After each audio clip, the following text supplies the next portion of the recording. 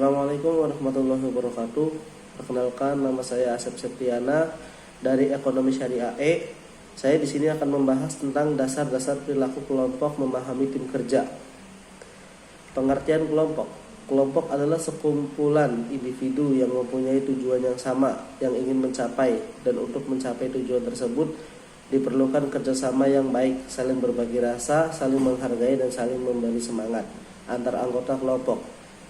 Beberapa hal yang mempengaruhi pembentukan kelompok antara lain adalah adanya komunikasi, motivasi, mampu mengelola konflik, kompetensi, dan kerjasama. Kerjasama merupakan sarana dan menjadi tanda kait dengan kualitas kelompok sebagai tempat berkumpulnya orang-orang dalam suatu organisasi.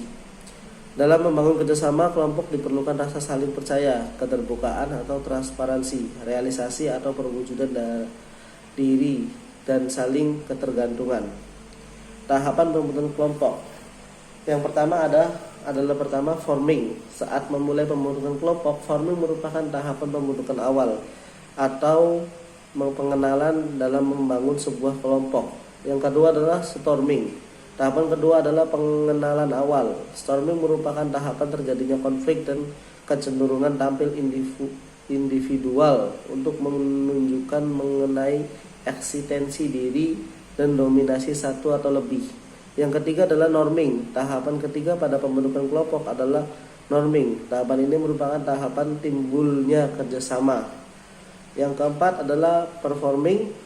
Pada tahapan ini pembentukan kelompok telah sampai pada tahapan kematangan dari sebuah tim. Kontribusi anggota tim tinggi sehingga timbul sinergi. Kepercayaan diri anggota tim mengenai kemampuan mereka meningkatkan untuk mencapai tujuan dan mampu mengatasi hambatan. Yang kelima adanya adjourning. Sampai pada tahap ini kelompok akan berpisah karena itu selesainya proyek tim atau tujuan akhir tim sudah tercapai. Dalam sebuah proyek memang kelompok akan terpisah karena pada akhirnya pekerjaan dan justru kekompakan sudah kuat, bisa terbentuk di lain waktu dengan kelompok yang lebih kuat lagi. Pengambilan keputusan dalam kelompok. Bentuk pengambilan keputusan kelompok paling umum terjadi dalam kelompok yang berinteraksi dalam kelompok ini. Para anggota bertemu secara tatap muka dan mengandalkan interaksi verbal maupun non-verbal untuk dapat saling berkomunikasi, tukar pikiran. Perbedaan antara kelompok dan tim. Kelompok ialah kumpulan dari individu satu dengan yang lain yang berinteraksi, yang mana dan interaksi tersebut memiliki tujuan yang ingin dicapai.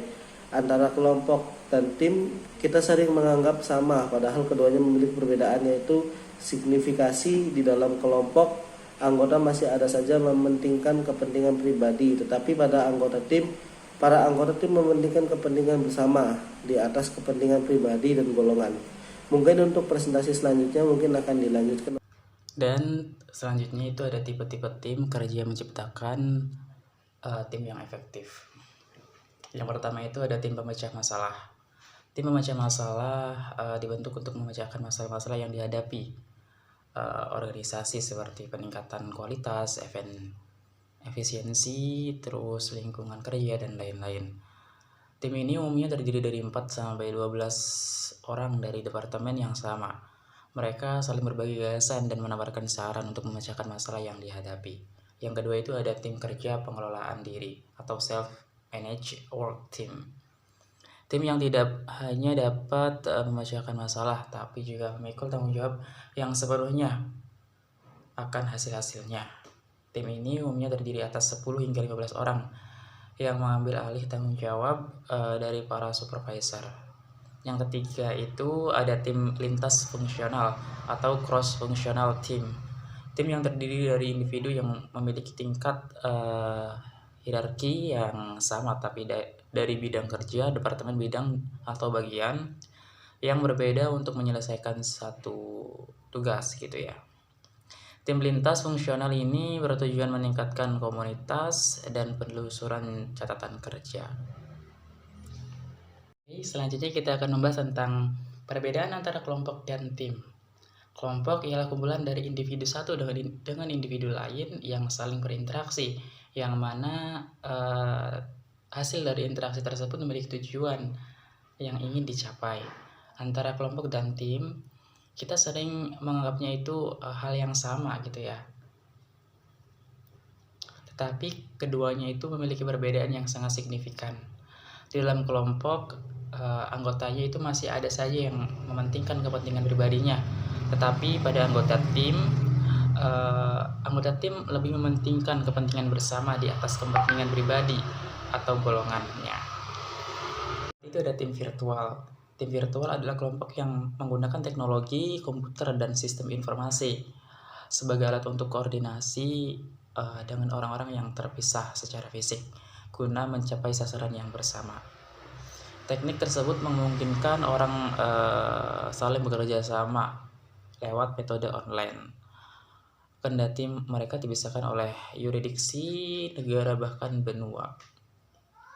Selanjutnya ada tim virtual berbeda dengan tim-tim lain yang face to face dalam 3 hal, yaitu 1. Ketiadaan komunikasi lisan fisik, yang kedua terbatasnya konteks sosial, yang ketiga kemampuan mengatasi masalah waktu dan hambatan tempat begitu.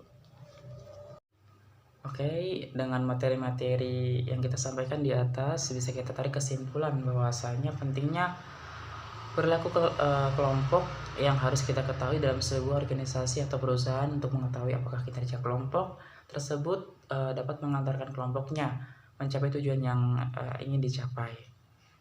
Konsep tentang dasar-dasar perilaku merupakan bagian yang terintegrasi dengan konsep organisasi. Dengan demikian, dasar-dasar perilaku kelompok akan sangat mewarnai dinamika organisasi.